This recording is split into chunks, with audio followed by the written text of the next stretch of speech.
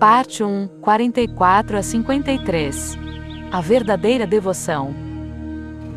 44.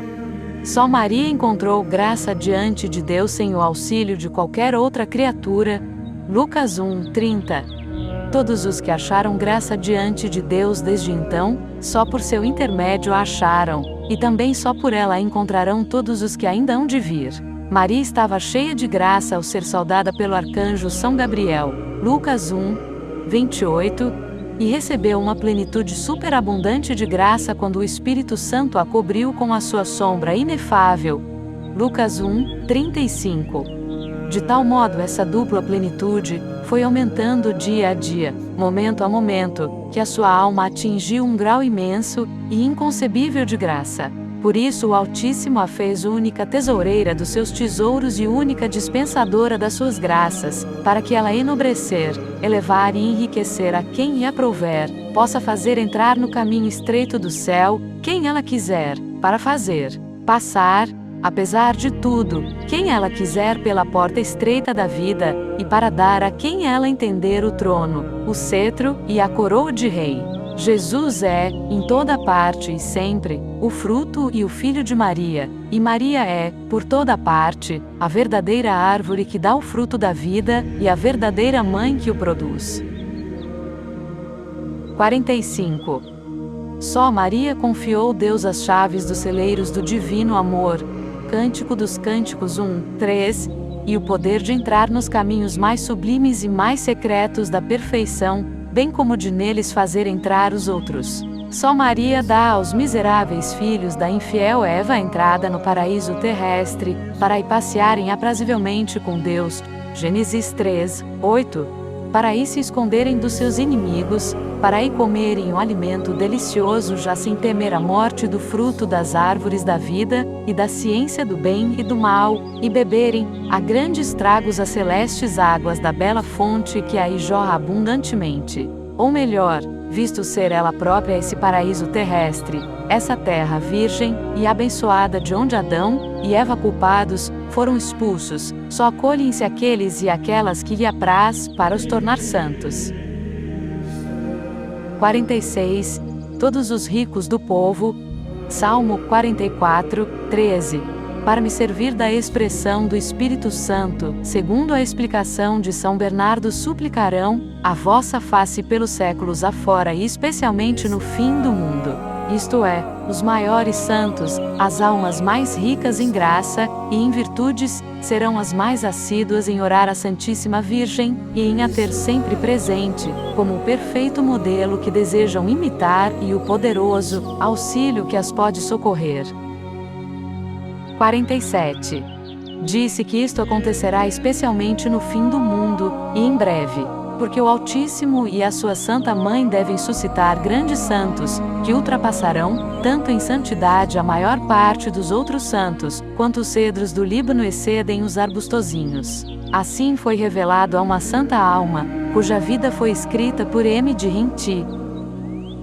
48. Essas grandes almas, cheias de graça e de zelo, serão escolhidas para se opor aos inimigos de Deus, que se agitarão de todos os lados. Serão singularmente devotas da Santíssima Virgem, esclarecidas pela sua luz, alimentadas com seu leite, conduzidas pelo seu espírito, sustentadas pelo seu braço e guardadas sob a sua proteção, de modo que hão de combater com uma das mãos e edificar com a outra.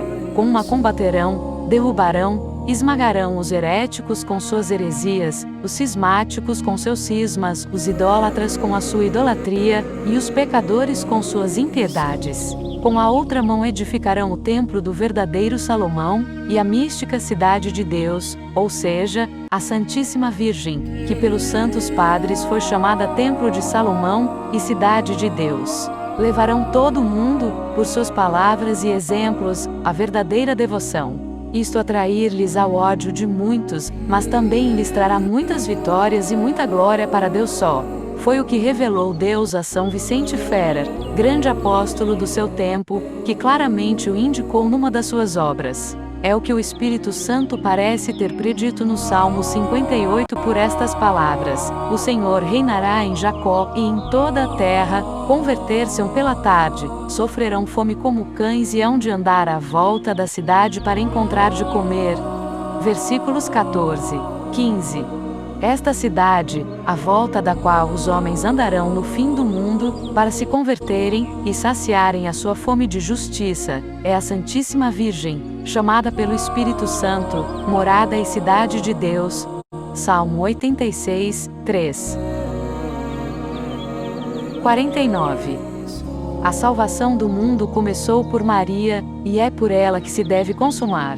Na primeira vinda de Jesus Cristo, Maria quase não apareceu, a fim de que os homens, ainda pouco instruídos e esclarecidos sobre a pessoa de seu filho, não se afastassem da verdade, apegando-se muito intensa e grosseiramente a ela. Sendo a Virgem conhecida, é provável que isso tivesse acontecido por causa dos encantos admiráveis que o Altíssimo lhe tinha concedido, mesmo exteriormente. Tanto assim, é que São Dionísio Areopagita deixou escrito que, quando a viu, a teria tomado por uma divindade, devido aos seus secretos atrativos e à sua beleza incomparável, se a fé, em que estava, bem confirmado, e não tivesse garantido o contrário. Mas na segunda vinda de Jesus Cristo, Maria tem de ser conhecida, e por isso, deve ser manifestada pelo Espírito Santo.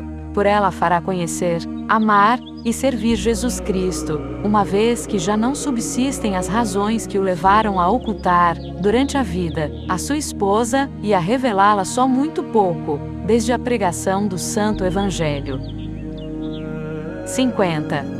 Deus quer, portanto, revelar e manifestar Maria, a obra-prima das suas mãos, nesses derradeiros tempos. Primeiro, porque ela se escondeu neste mundo, e se colocou mais abaixo que o pó, em sua humildade profunda, tendo obtido de Deus, dos seus apóstolos e evangelistas, que não fosse manifestada.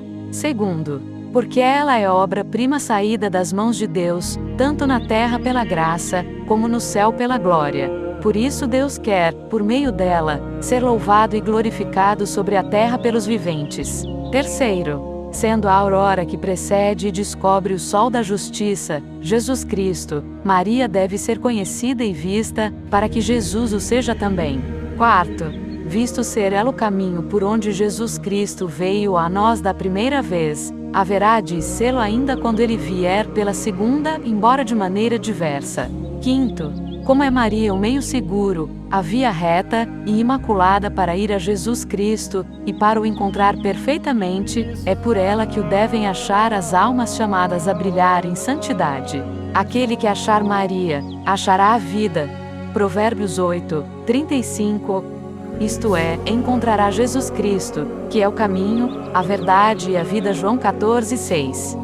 Mas não a pode achar quem a não procurar, não pode procurá-la quem a não conhecer, pois não se busca nem se deseja um objeto desconhecido. É, pois, necessário que Maria seja conhecida mais do que nunca, para maior conhecimento e glória da Santíssima Trindade. Sexto, Maria deve brilhar mais do que nunca em misericórdia, em força e em graça nestes últimos tempos. Em misericórdia, para reconduzir e receber amorosamente os pobres pecadores e extraviados, que se converterão e regressarão à Igreja Católica. Em força, para se opor aos inimigos de Deus, aos idólatras, cismáticos, maometanos, judeus e ímpios endurecidos, que se revoltarão terrivelmente para seduzir e fazer cair, por meio de promessas e ameaças, todos os que lhes forem contrários. E finalmente, ela deve brilhar em graça, para animar e suster os valorosos soldados e fiéis servos de Jesus Cristo, que combaterão pelos seus interesses. Sétimo, enfim, Maria deve ser terrível para o demônio e seus sequazes, como um exército disposto em linha de batalha. Cântico dos Cânticos 6, 3.9. Principalmente nestes últimos tempos. A razão disso é que o demônio intensifica todos os dias seus esforços e combates, visto saber bem que tem pouco tempo. Atos 12, 12, e muito menos do que nunca para perder as almas. suscitará em breve cruéis perseguições, e armará terríveis emboscadas aos servos fiéis e verdadeiros filhos de Maria, pois são precisos mais esforços para vencer estes do que os outros. 51. Estas últimas e cruéis perseguições do demônio aumentarão dia a dia, até vir o reino do Anticristo. É principalmente a estas que se deve aplicar a primeira e célebre predição e maldição de Deus proferida no paraíso terrestre contra a serpente. Vem a propósito explicá-la aqui, para a glória da Santíssima Virgem, salvação dos seus filhos e confusão do demônio. Porém inimizades entre ti e a mulher, entre a tua descendência e a dela, ela te esmagará a cabeça, e tu armarás ciladas ao seu calcanhar. Gênesis 3, 15. 52.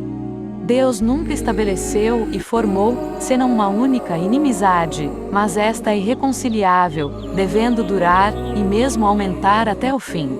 É a inimizade entre Maria, sua digna mãe, e o demônio, entre os filhos e servos da Santíssima Virgem, e os filhos e satélites de Lúcifer.